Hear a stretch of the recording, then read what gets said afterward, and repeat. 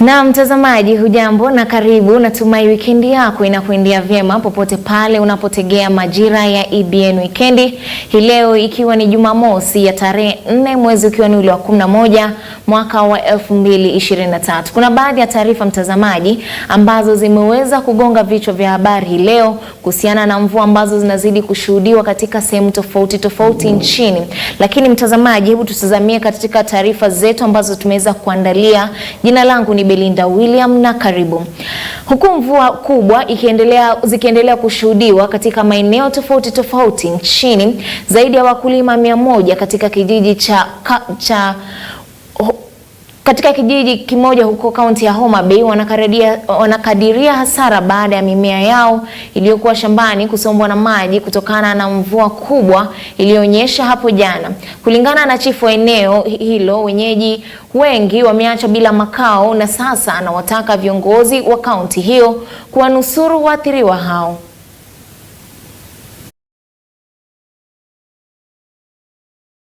Mimi ni Kelly, natoka Wambra. Mimi ni mkulima na mkaaji wa huku.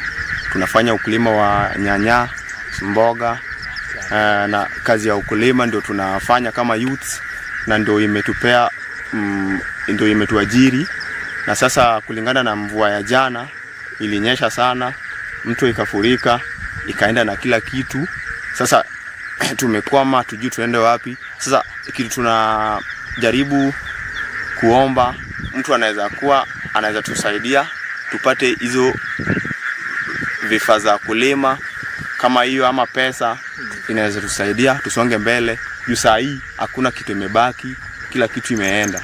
Wewe binafsi umepata hasara gani? Mimi binafsi nimekuwa na mbegu imeenda, nimekuwa na nyanya. Unaona nyanya hapa, maji imeenda nayo. Sasa hii hata imeharibika tayari. Na tumeka pesa hapo ndani, na hapa awali nimekwambia karibu 30,000 imeenda. Tulikuwa tunatarajia ikifanya vizuri tupate kitu 200,000 hivyo tuendelee nayo na maisha, lakini saa hii imeenda, so tujui tutafanya aje. The area chief of East Kanyada location last night there was heavy downpour which affected part of my location, that is Wambla village, where a number of households were submerged with water and household items swept away. And so far, even the farmers were affected, about 100 farmers affected, whereby their crops, most of the ones that are dealing in horticultural farming, crops like vegetables, tomatoes, watermelons, all are swept into the lake. I'm appealing to the county government of Homa Bay through Her Excellency the Governor, Her Excellency Gladys Wanga, to come to the aid of these vulnerable people so that they can regain their. Na mtazamaji, hali sawia ilishuhudiwa katika kaunti ya Mandera ambako maelfu ya wakazi waliachwa bila makao baada ya mvua nzito kushuhudiwa. Kulingana na wakazi hao, zaidi ya nyumba 30 ziliharibiwa na mvua, huku wenyeji hao wakiashiria wasiwasi wa jinsi mitihani ya kidato cha 4 itaendeshwa katika kaunti hiyo. Ilikuwa choo yangu, sasa hiyo choo hakuna, kila mahali imekuwa laga. Watu wote wamehama na tukaenda tukafanya bula nyingine huko juu, mahali ambayo iko raised kabisa, ndio sasa watu wasikuwe na shida mingi. Vile maji ilikuja, kuna nyumba 34 ambao ilikuwa imebomolewa na maji hasa, lakini bula mzima imehama sababu sasa watu wameogopa kukua trapped na maji. Sasa hii bula hakuna, watu wote wametoka na wameenda banda juu. Hii mfuriko iko karibu kila mahali along the river Dawa, lakini hapa Darika ndio ile mahali ambao imekuwa na shida mingi kabisa. Tunatarajia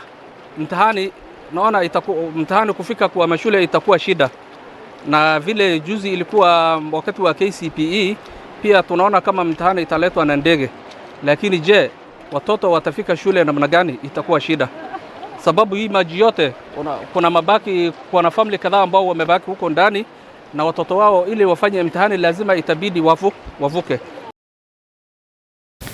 Na mtazamaji, tukiondoka Mandera tuelekee Lamu ambako Rais William Ruto anaendelea ziara yake ya siku ya 3 kando wa pwani. Rais William Ruto hii leo alizindua ujenzi wa barabara eneo la Lamu Mashariki ambalo linapaswa kuimarisha biashara eneo hilo. Akiandamana na Waziri wa Elimu Ezekiel Mashogu miongoni mwa mawaziri wengine, Rais William Ruto pia alifungua rasmi kituo cha kiufundi cha Kizingitini eneo hilo. Taarifa hiyo mtazamaji itakujia hapo mwendo wa saa 3 kwa lugha yetu ya Kimombo.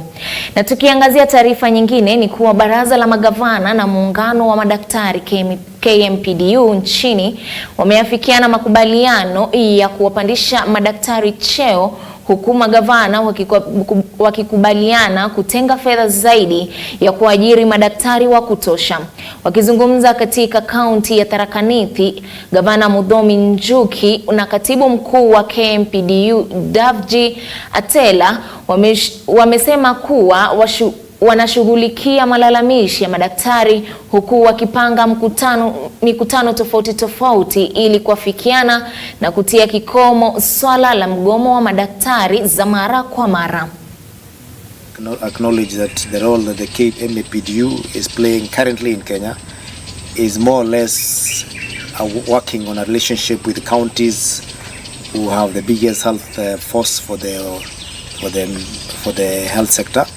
And they are giving us a lot of advice that can be able to add value in how we can be able to improve our services. If we are able to employ more doctors, for example, we have seen the gaps that are there in Tharaka Nithi, and the advice of employing more doctors will ensure that we have more patients, and more patients will also bring more revenue where it is applicable, and therefore it will be a win-win situation. We promise that we look at the issues they have raised with their members in Tharaka Nithi. We have harmony in how we shall implement the promotions of health workforce, and also we have asked on our part that they need to continue talking to their members who are the medical doctors to continue upholding professionalism. Na tukiangazia taarifa nyingine mtazamaji inayofungamana na masuala ya afya ni kuwa kamati ya Seneti ya afya ilitua katika kaunti ya Kisii ili kutathmini hali ya afya kwenye kaunti hiyo. Wakiongozwa na mwenyekiti wao Jackson Mandago, kamati hiyo imesema kuwa wamebadili mbinu yao ya kutathmini hali ya afya na sasa watakuwa wakitua hospitali tofauti na kufanya ukaguzi wa moja kwa moja. Kamati hiyo imeashiria kuwepo kwa changamoto chungu nzima, hususan upungufu wa madaktari rekodi.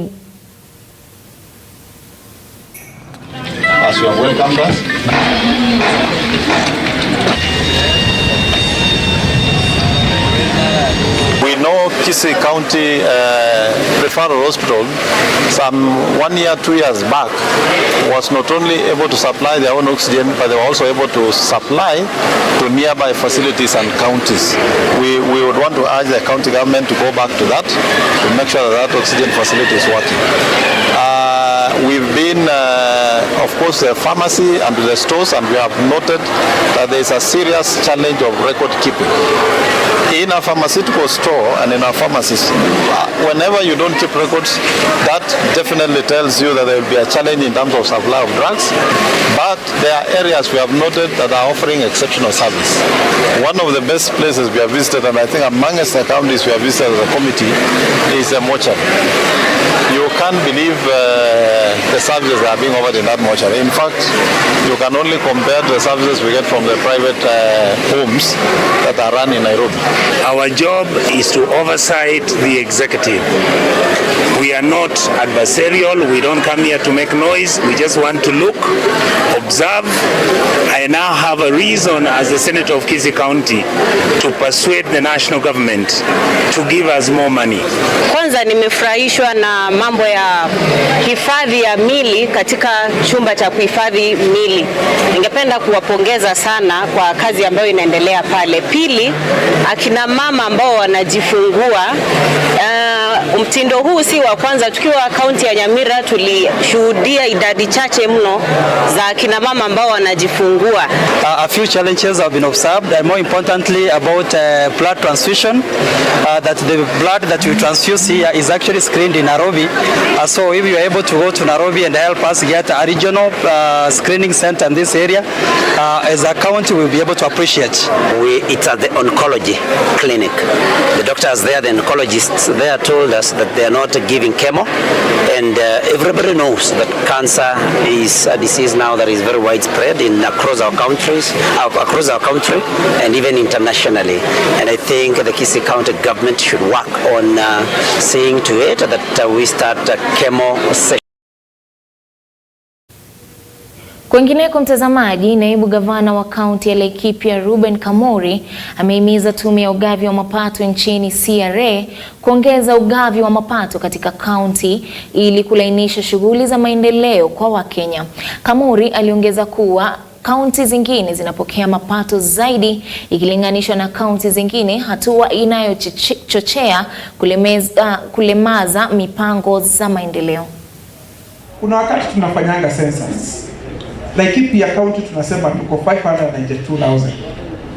But for us to be allocated resources, the population index is a key factor among other factors, and wakulima, and wafugaji, hizo vitu zote. Lakini wakati census pia inafanywa, pia sisi our brothers from Laikipia North pengine wamehama kidogo, wameenda other places, population yetu inaenda chini. The current revenue allocation for Laikipia County is 5.3 billion. Hii hapa ndio, kwa sababu pesa si ndio kila kitu. Tukipata pesa si mara nyingine tutaweza kusuluhisha. So with allocation of 5.3 billion, then with other metrics included, our wealth, population, maneno ya water provision, then we'll be able to get, kama Turkana are getting 10 billion. Kuna kaunti zingine hapa tu naona wanapata 7 billion. Na ni kujipanga tu, wanakuwa statistics are well collected. Our own source revenue, hiyo nimesema ni yaiseka 5.3 billion.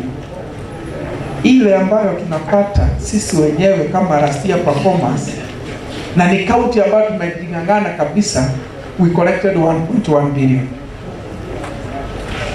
Lakini kuna pesa nyingine pia tunapata from grants, vitu za hospitali. So total budget yetu inafika 6.8. Lakini from serikali kuu, and that is a key point, ni 5.3. Na hiyo 5.3 kuongezeka kwake inabidi haiongezekani, ya county ifike to a tune of 10 billion ndio tuweze, we are rated as semi-arid. Si ni kweli? Kama ni semi-arid, sisi basi tuletiwe kama Turkana na other areas tupate 10 billion. Kishapata 10 billion na sisi na ukarabati yetu hapa tupate 2 billion, na kwa tumefikisha 12 billion.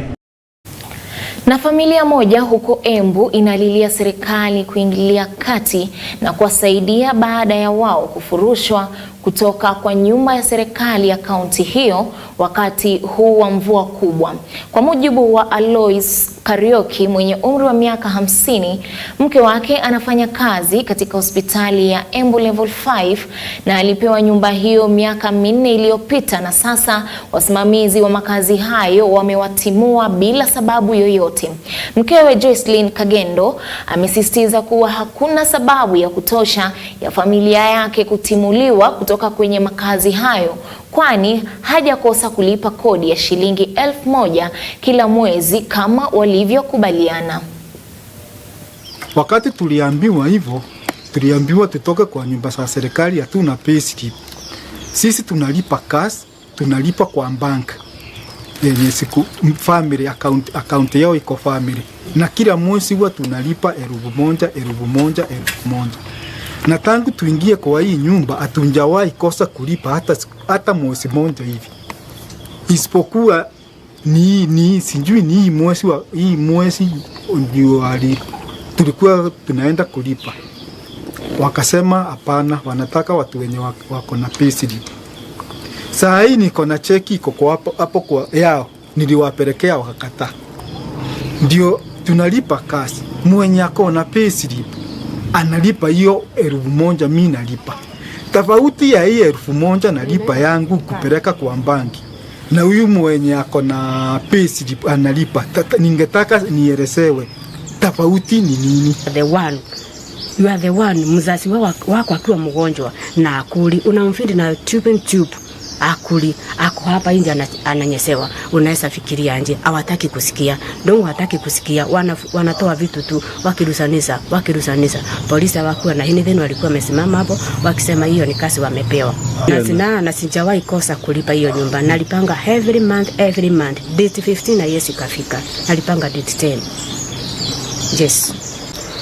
Nilikuwa nimeomba mwenzangu director akuwe ana cooperate na sisi, kwa sababu hata zile sheria ziko national government tunaweza customize zikikuja kwa county, ndio tufikirie kama hao pia wale ambao wanaweza kulipa hizo nyumba wanaweza wakasikizwa, so long as wanaonyesha ability ya kulipa hizo nyumba. Idara ya trafiki imeanzisha kampeni ya kuhamasisha umma kuhusu usalama barabarani huku msimu wa sikukuu ukikaribia. Akizungumza na waendeshaji matatu kaunti ya Embu, naibu kamanda wa trafiki Gafinalis Baraza aliashiria kuwa ajali mingi husababishwa na utepetevu wa madereva na kutotii sheria za trafiki. Mkuu wa trafiki eneo la Mashariki Lawrence Koilem amewataka Wakenya haswa madereva kuwashurutisha wenzao kuheshimu sheria za trafiki ili kupunguza ajali zinazoendelea kupanda kila uchao. That we are headed towards a Christmas session, that is Christmas festivities. And from the past, we have seen that the number of accidents around this time normally increases. So that is why we have come to do road safety awareness to the general public. That includes the drivers, the motorcycle riders, the bodabodas, and the general public who use the roads. So that is the main purpose for which we left Nairobi for the outside the towns. That is, we started with Nyeri on Monday. We went to Nanyuki, Meru, and today we are here in Embu. Yeah, give us the information tutafanya kazi vizuri. That's how ile kazi tuko hapa kufanya. Pole sana mimi sisi yangu, lakini I'm looking forward to a day when I settle down properly. Tutakuja kuketi na kuongea mambo ya nyumbani. Mimi ningelipenda personally watu wafanye kazi wakiwa wanasikia vizuri. They feel wanasikia vizuri wakiwa kwa stage yao, wakiwa wanafanya kazi yao. Si kweli? Waziri wa mawasiliano na teknolojia pamoja na balozi wa Marekani Meg Whitman wamepongeza juhudi za serikali ya Kenya na Marekani katika kupiga jeki juhudi za kuwawezesha wanawake. Wakizungumza huko Kisumu, wawili hao waliwataka wanawake kuwekeza zaidi na kutafuta ufadhili kutoka kwa serikali ili kujiendeleza kiuchumi. It is edifying and most encouraging, ladies and gentlemen, that we are gathered here today to witness our women taking the initiative to jump the region from inertial paralysis of lamentation to the edifying promise of majestic heights of sustainable economic and human development. And I think it's super important not to be afraid, not to be worried about failing. You've got to try and you've got to show the world that you can do it. And my experience is every time I put a woman in a job at my companies that I ran, they were worried, they weren't sure they could do it, but they did an amazing job. Na tukisalia katika eneo hilo la Nyanza, mtazamaji, katibu mkuu wa usalama wa ndani Raymond Omolo amesema kuwa mikakati imewekwa ili kuleta walinzi wa pwani ndani ya kisiwa cha Mfangano iliyoko katika kaunti ya Homa Bay kama njia mojawapo ya kuimarisha ulinzi wa wavuvi katika mto Victoria.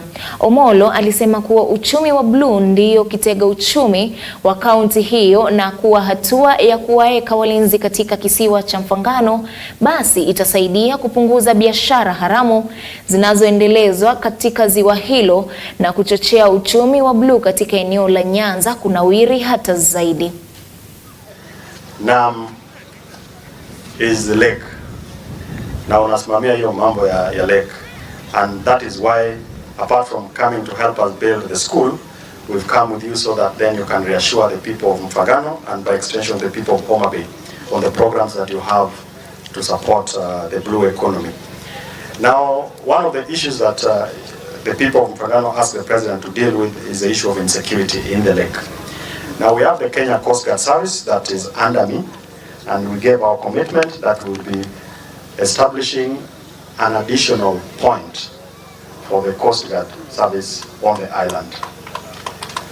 Already, there's a process of doing a similar point in Homa Bay, but we need to do that for this island so that we take care of the biggest challenge that we are having of insecurity for our fishermen. Then we also have the team that works with me in the office, and in this region there's Madam Regional Commissioner, the RC, Flora, and her team. There's a regional security team as well as the county, all the way to the village elders. And so far, they have done a commendable job in helping coordinate government programs. And I want to plead with the residents of Mfangano to give them all the necessary support.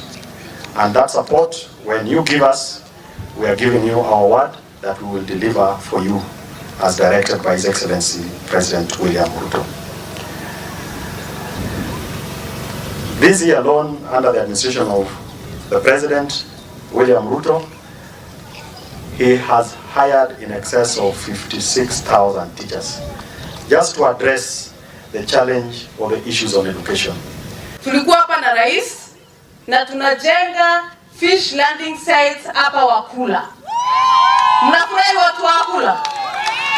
Fishermen na wamama, fish landing site ambayo itakuwa na cooling facility, mnafanya processing ya samaki, mnachukua barafu, kuna mahali yenu hapo ya kujipanga kama wavuvi na pia wamama, na ita cost over 100 million. Nataka kuwa guarantee hiyo fish landing site itajengwa within the coming months. The second one ni pale pia Nyandhiwa. Nyandhiwa pia tutafanya landing site ambao ni kwa mheshimiwa, so that we empower the community ya Homa Bay na the entire community ya Luo Nyanza. Serikali ya William Ruto itajenga over 10 landing sites in the entire lake region. Na tukiangazia sekta ya elimu, mtazamaji, serikali sasa imetangaza kutumia wakati huu wa likizo ili kuimarisha hali za madarasa katika shule tofauti humu nchini. Akizungumza wakati wa kuzindua madarasa mapya katika shule ya msingi ya Gashoire, mbunge wa Lari Mburu Kahangara alisema kuwa hatua hii itaimarisha hali ya masomo hususan wakati huu wa mpito wa mfumo wa elimu. Mbunge huyo amesema pia serikali itahakikisha shule zote zimepata fedha za kutosha kwa wakati.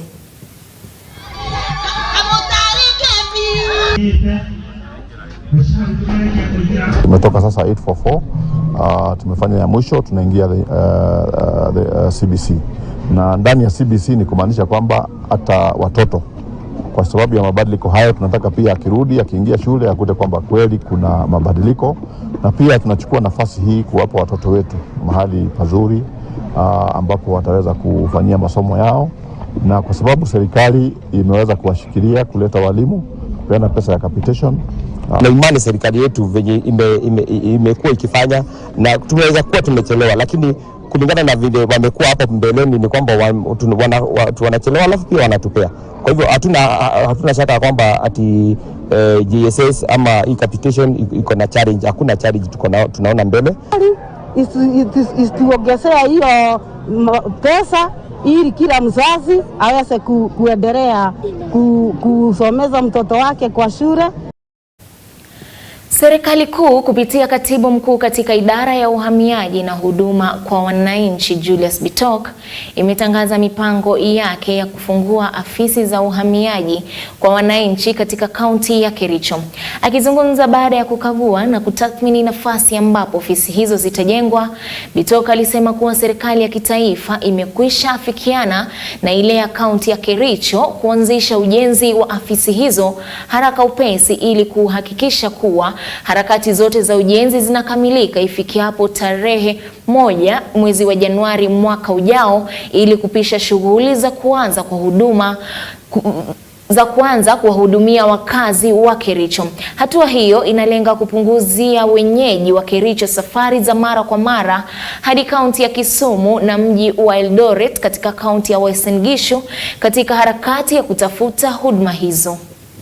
So today with my team of the immigration officers, we came here so that we can be able to assess the building, the space available, look at the logistics required, the materials required, the equipment required, so that we can be able to open Kericho office. And I'm happy to announce to the public that we are ready to begin as soon as possible to open an immigration office in Kericho. And by 1st of January 2024, the Office of Immigration in Kericho will be operational. So we are going to work very hard together with the assistance of the leadership of Kericho, the Senator, the area member of Parliament, and all stakeholders, so that we ensure that we bring citizen services closer to the people of Kericho. And for us, we are really excited because it's another opportunity to get closer to the people, to take services closer to the people, and to provide the people of Kericho an opportunity to be able to apply. Yeah, so right from January, people of Kericho don't have to go to Kisumu or Kisii or Nakuru for passports. It's closed down because there was no travel all over the world. And that created an international crisis. There are many countries who have this problem we have in Kenya because of manufacture of materials that are used to create the passport booklet. But I want to assure the country that we have done everything possible to ensure that we have the booklets in place. Wanawake katika kaunti ya Kajiado wametakiwa kujitokeza na kushiriki katika juhudi za upanzi wa miti kama njia mojawapo ya kukabiliana na mabadiliko ya tabia nchi. Kaunti hiyo ya Kajiado ni mojawapo ya kaunti ambazo zimeathirika zaidi na mabadiliko ya hali ya anga.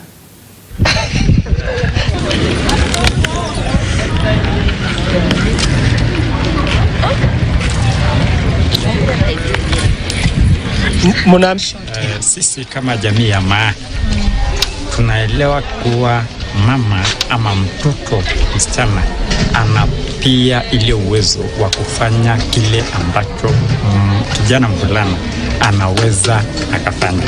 Kwa hivyo juhudi pia mambo ya uongozi pia wasichana nao wamebarikiwa, wanaweza wakatenda kama kazi zingine zote wanaweza. Uongozi nayo pia wana hiyo uwezo wa kulitenda. True that when we look at the name of woman in the Maasai perspective, Enkito, that is the same name as madam, somebody senior, somebody of dignity, respect.